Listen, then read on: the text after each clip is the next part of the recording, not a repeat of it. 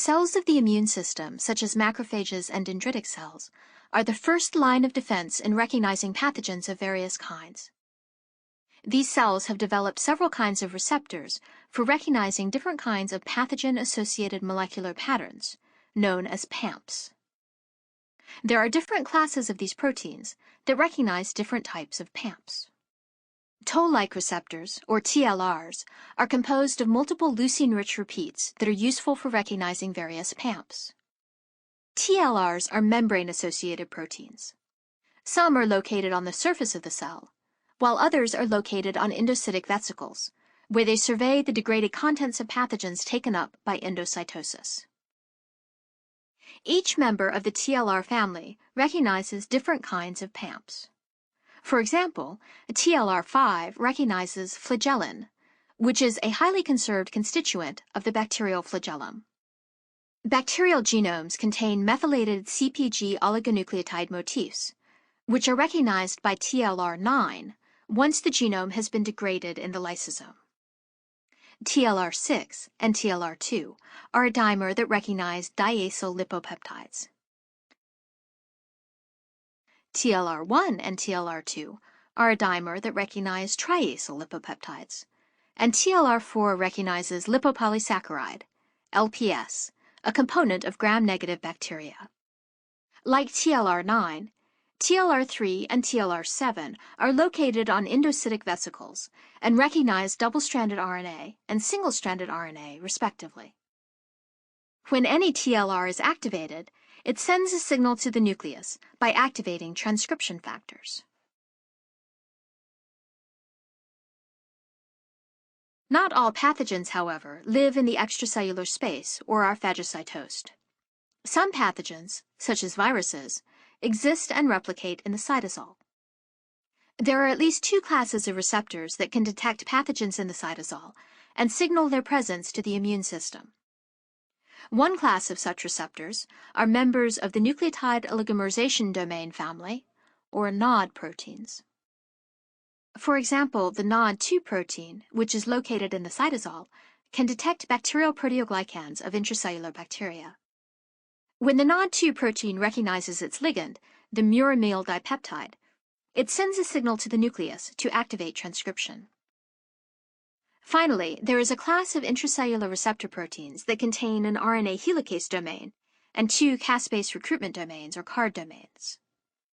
One member of this family, RIG-I, recognizes double-stranded RNAs that are a component in the life cycle of many RNA viruses.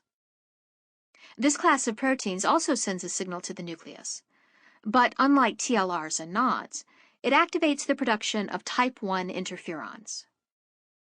In all, the toll-like receptors, NOD proteins, and the RNA helicase CARD domain family provide the innate immune system with the ability to detect both extracellular and intracellular pathogens and to activate an immune response against them.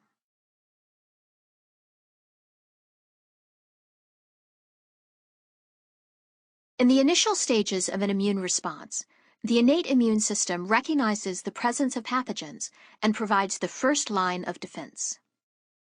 Dendritic cells, which are circulating through the tissues, have the ability to recognize the presence of pathogen-associated molecular patterns, or PAMPs. PAMPs are conserved features of pathogens, such as the lipopolysaccharides, or LPS, which are components of the cell membranes of all gram-negative bacteria. Dendritic cells have the ability to recognize PAMPs through the expression of a family of toll-like receptors, or TLRs. In the case of LPS, it is recognized by one member of the TLR family, TLR4, which is expressed on the surface of the dendritic cell. LPS is transported by the soluble LPS binding protein, LBP, to the surface of the dendritic cell and deposited on the cell surface protein CD14.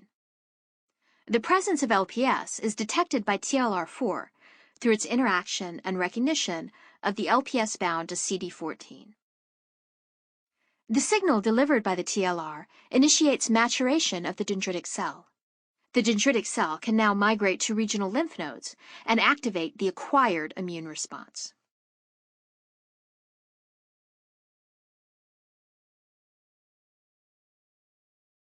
Under normal circumstances, the tissues of the body are kept under surveillance by memory T cells that migrate out of blood vessels. If they encounter no antigen, they return to the circulation via the lymphatic system.